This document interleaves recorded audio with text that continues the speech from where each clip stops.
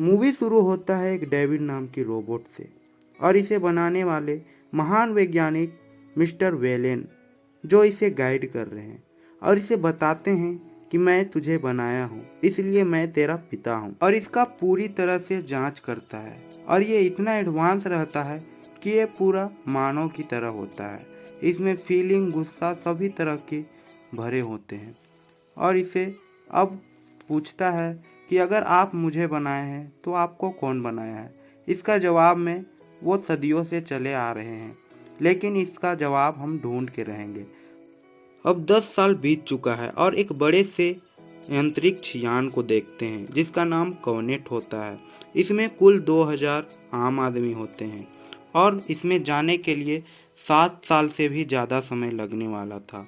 अब हम एक वाल्डर नाम की रोबोट को देखते हैं जो अंतरिक्ष यान को चार्जिंग मोड में लगा रहा था। चार्जिंग मोड में लगा लेता है, लेकिन एक ध्रुवी तारा की उठी लहर की वजह से इसका अंतरिक्ष यान डगमगा जाता है और इसका बैलेंस बिगड़ जाता है, जिससे सभी यात्रियों को बहुत ही दिक्कत होता है। अब सभी कोई इस बॉक्स से निकल जाते हैं और जगह जगह पे आग लग जाती है। एक कैप्टन जैकब फंस जाता है और उसके अंदर आग लग जाता है, जिसके वजह से वो मर जाता है। अब सब स्थिर हो गया था।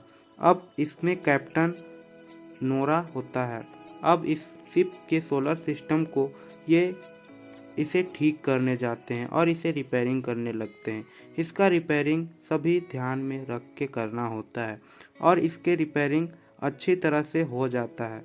अब ये अंदर जाने लगता है, लेकिन इस पे से कुछ सिग्नल आने लगता है और कुछ अजीब सी आवाज़ आने लगता है और इसे शिप में जाके सुनते हैं और इसमें कुछ ज्योमेट्रिक डेटा मिलता है, जिसके वजह से ये उसे खोजने लगते हैं। अब उन लोगों को मिलता है एक अजीब ग्रह जिसे कोई भी नहीं जानता था। अब इसमें कैप्टन जाने के लिए कहते हैं क्योंकि इस ग्रह में जिंदगी जीने के लिए सभी व्यवस्था था और उस ग्रह में जाने के लिए पूरी 7 साल लगते और इसमें जाने के लिए कुछ ही सप्ताह का समय लगता और वो बढ़ने लगते हैं। उस ग्रह के ऊपरी सतह पर 250 किलोमीटर प्रति घंटा की रफ्तार से तूफान आ रहा था, लेकिन भी ये लोग उसमें जाने के निर्णय लेते हैं। अब ये इस शिप से ये यान अलग हो जाता है और शिप आगे बढ़ने लगता है। ये शिप बहुत रफ्तार से जाता है, लेकिन भी ये डैमेज हो जाता है, लेकिन ये अब यहाँ लैंड हो जाते हैं। अब यहाँ बड़े बड़े पहाड़ों को देखते हैं और बड़ी सी तालाब जैसी एक पानी में ये लैंड कर जाते हैं और सबसे पहले इस धरती पे रोबोट उतरता है और देखते हैं सभी कोई उतर जाते हैं और इसमें गेहूं का पौधा देखते हैं जो अजीब था। अब यहाँ आगे बढ़ने लगते हैं और एक नदी के पास से 2 हिस्से में बदल जाते हैं और ये लोग आगे बढ़ने लगते हैं। तभी एक जगह आते हैं और देखते हैं कि ऊपर का सभी पेड़ कटा हुआ है। इनको अब एक काई की जगह मिलता है जिससे ये लोग डीएनए टेस्ट करेंगे। अब एक आदमी जाता है एक अजीब से अंडे में और उसे खूंदता है, जिससे उसके कान में वो घुस जाता है और ये इधर से जाने लगते हैं। तभी दूसरे वाले रोबोट के साइड देखते हैं तो एक बड़े से यान को देखते हैं जिसमें घुस के ये लोग देखने लगते हैं, लेकिन यहाँ भी पूरा अंधेला था। अब यहाँ जाते हैं एक अजीब से अंडे को देखते हैं जिससे छूते ही इसके नाक में वो कीटाणु घुस जाता है। अब उस कीटाणु का असर होने लगता है। अब यहाँ कुछ वैज्ञानिक का फोटो देखते हैं और एक मशीन को छूते ही वहाँ कुछ अजीब सा दिखने लगता है। अब उधर उन लोगों को बहुत ही दिक्कत हो रहा था और खून की उल्टियाँ आ रहा था और सांस भी नहीं आ रहे थे और इसे भी इसका असर हो जाता है। अब ये लोग खून की उल्टी करते करते अब शिप में आ जाते हैं और इसे मेडिकल रूम में ले जाते हैं तभी इसके पीठ में अजीब सी चीज देखती है, जिससे बंद करके वो चली जाती है और कैप्टन को फोन करती है। लेकिन वो लोग भी थोड़ा दूर में थे और उसका भी हालात खराब था और ये रोने लगती है। तभी ये इसे बाहर निकालने के लिए कहती है, लेकिन वो भी इन्फेक्शन होती लेकिन उसे नहीं निकालती। तभी उसके पीठ से कुछ अजीब चीज निकलने लगता है और उससे कुछ अजीब क्रीचर निकलता है और ये इस पर हमला कर देता है और इससे वो मर जाता है, जिससे ये खोल के इस पर गोली चलाने लगती है। लेकिन वो अब बंद करके भाग जाती है और उसे तोड़ के ये भी क्रीचर आ जाता है, जिससे यहाँ गन चलाने पर ब्लास्ट हो जाता है और ये लोग भी आ चुके थे। अब रोबोट देखता है कि उधर से वो भी निकल जाता है और इस पर हमला कर देता है, लेकिन इसे बचाने के लिए वो हाथ गंवा देता है और उसका हाथ जल जाता है। अब इसे मार के भगा देता है। तभी एक बड़ा सा ब्लास्ट होता है और एक आदमी आता है, जिससे पीछे पीछे आने के लिए कहते हैं। अब वो इसके पीछे पीछे आने लगते हैं। तभी देखते हैं एक ऐसी जगह पे आते हैं जहाँ करोड़ों लोग मारे हुए थे और सभी कोई का लाश ऐसे ही पड़ा हुआ था।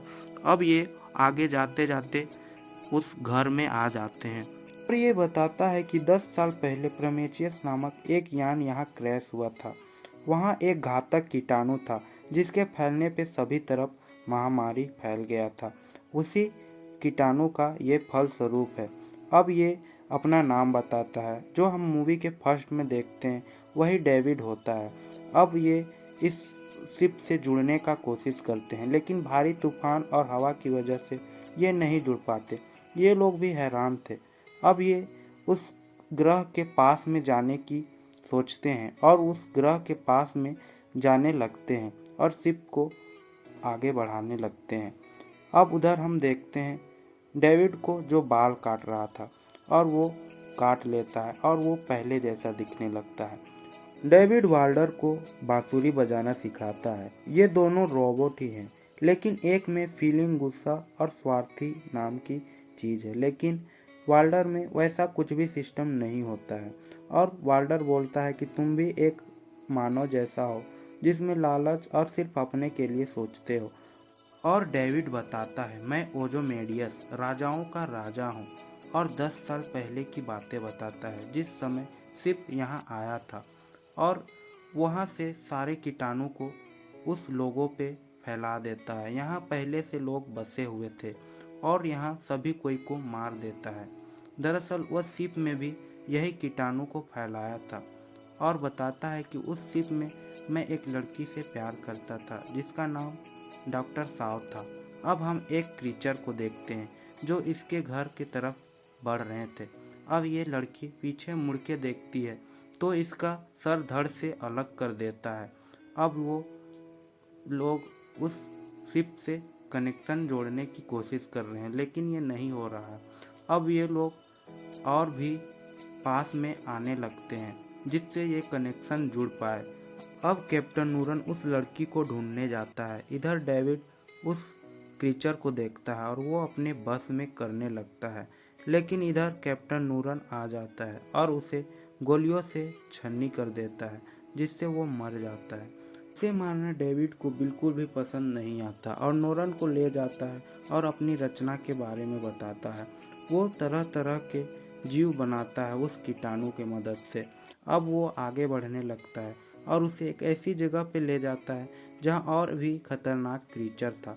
अब उसे छूने को कहता है। जैसे छूता है और उस पर वो हमला कर देता है और उसे मार देता है। का कनेक्शन जुड़ जाता है और वो वहाँ से अलग हो जाते हैं और यहाँ से ये ग्रह पे आने लगते हैं। अब हम देखते हैं मिस्टर वेलेन को, जो इसे बनाया था लेकिन इसे भी मार देता है। आखिर वो चाहता क्या है? अब यहाँ से क्रीचर निकल जाता है। ये क्रीचर सबसे अलग था और एडवांस था। अब यहाँ डेविड और वाल्डर दोनों आ जाते हैं और बात करने लगते हैं।